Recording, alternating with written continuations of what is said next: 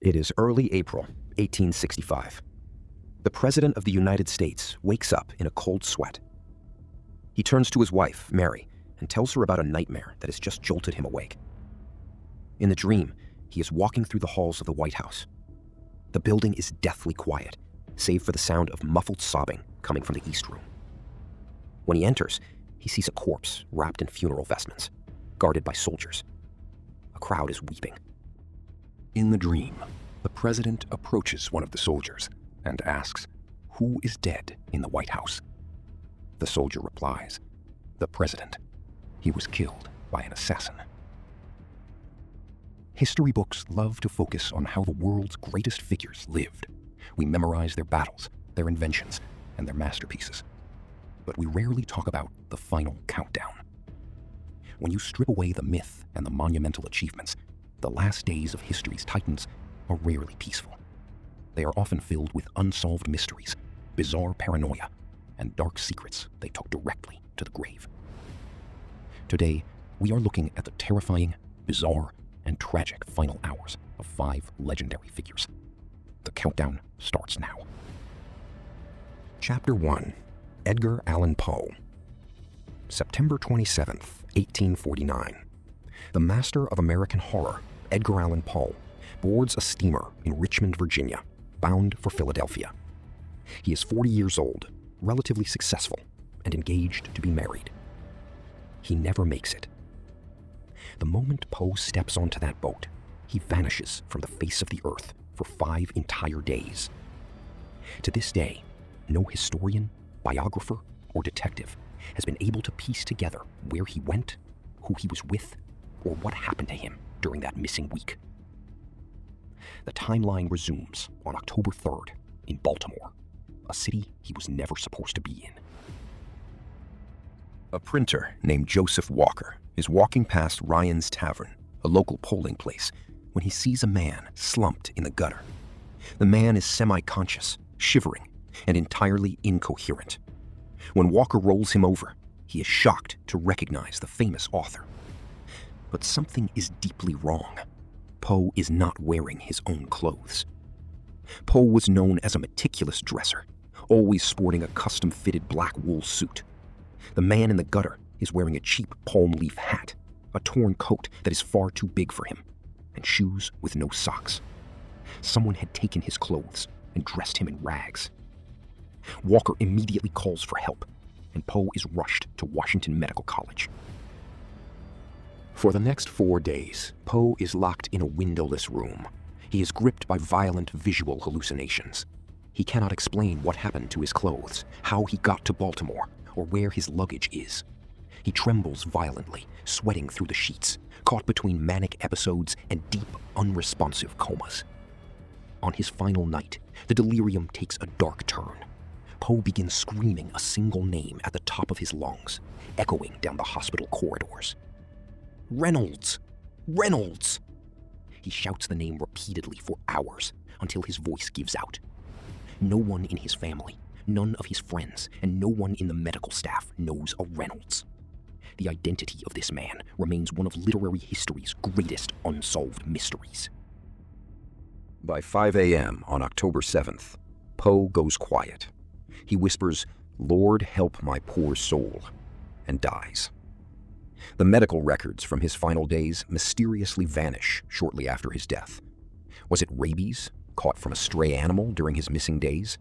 Or was he the victim of cooping, a brutal 19th century voter fraud scheme where gangs would kidnap men, switch their clothes, force them to vote multiple times, and leave them to die in the street? The architect of the American mystery died living one, taking the secret of his missing days to the grave.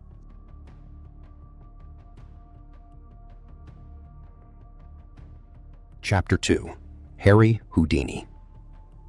If you ask most people how Harry Houdini died, they will tell you he drowned in the Chinese water torture cell.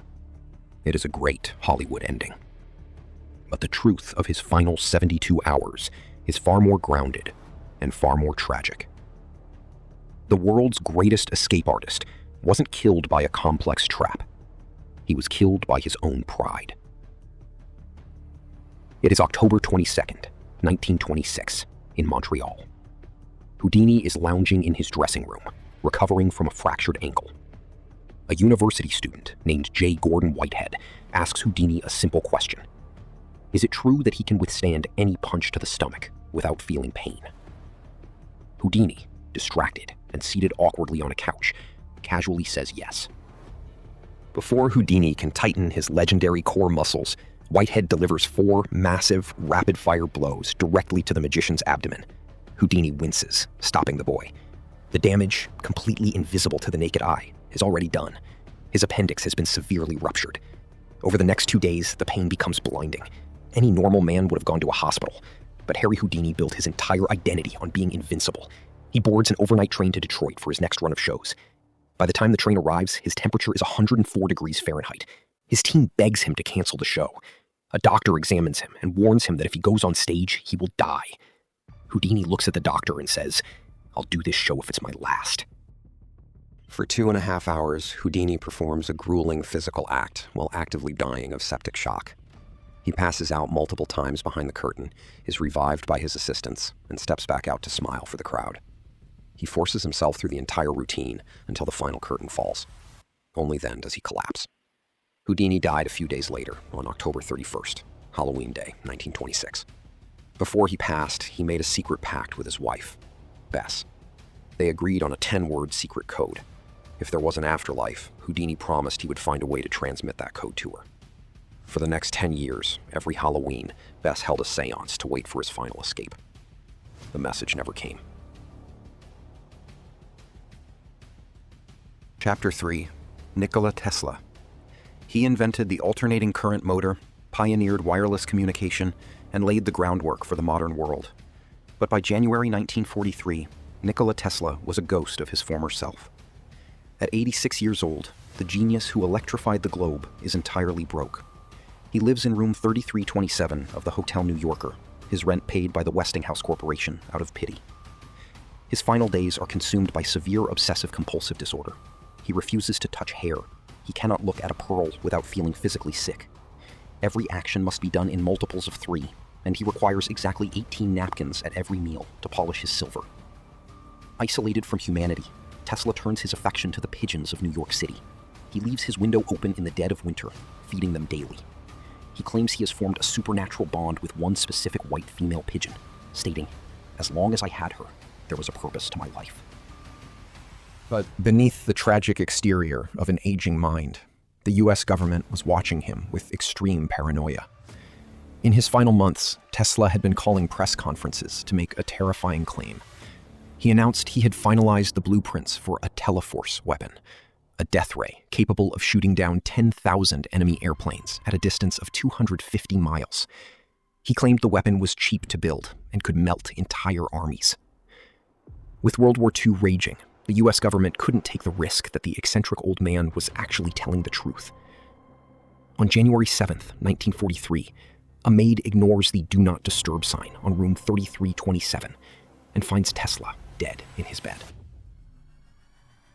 Within hours, before the public even knows he is gone, agents from the Office of Alien Property raid the hotel room. They seize all his trunks, notebooks, and research papers, locking them away in a secure facility. They bring in an MIT professor to analyze the documents, desperate to find the death ray. That MIT professor was John G. Trump, the uncle of the future 45th US president. The government concluded the death ray was just the fantasy of an aging mind. But for decades, conspiracy theorists have argued otherwise, whispering that the government took Tesla's final masterpiece and scrubbed it from history. Chapter 4. Alexander the Great. May 323 BC. Alexander the Great is 32 years old. He has never lost a battle. He has conquered the known world, stretching his empire from Greece to the borders of India. He is in Babylon, throwing a massive, days-long banquet to plan his next campaign into Arabia. He drains a massive bowl of unmixed wine. Suddenly, he shrieks. He drops the cup and clutches his back, collapsing in agony. His generals rush to his side. The greatest military commander in history has just fought his final battle, and the enemy is entirely invisible. Over the next 12 days, the conqueror of the world is reduced to a helpless shell. A paralyzing fever takes hold. Day by day, he loses the ability to walk. Then the paralysis creeps into his chest, and he loses the ability to speak. Panic erupts in Babylon. Alexander has no clear air. His generals, fierce, ambitious warlords, hover around his bed, watching the glue that holds the world together slowly melt away. By June 8th, rumors spread through the army that the king is already dead, and his generals are covering it up. The soldiers threaten a mutiny. To calm them, the generals do something unprecedented. They prop the paralyzed, dying Alexander up in his bed. Without a word being spoken, thousands of hardened Macedonian veterans file past his bed in absolute silence. Alexander cannot speak, but he weakly blinks and moves his eyes to acknowledge his men one final time. The next day, leaning in close to the dying king, his generals beg him to name an heir. Who does the empire go to? With his final breath, Alexander whispers, "To the strongest." Those 3 words immediately triggered a 40-year civil war that tore his empire to bloody pieces. But modern science offers an even darker twist to his final days. Many modern epidemiologists believe Alexander suffered from Guillain-Barré syndrome, a neurological disorder that causes total physical paralysis while leaving the brain perfectly intact. Because ancient doctors relied on breath to check for life, and Alexander's breathing would have been incredibly shallow, there was a very real, horrifying possibility. Alexander the Great wasn't dead when they prepared him for burial. His mind may have been perfectly awake as he was entombed.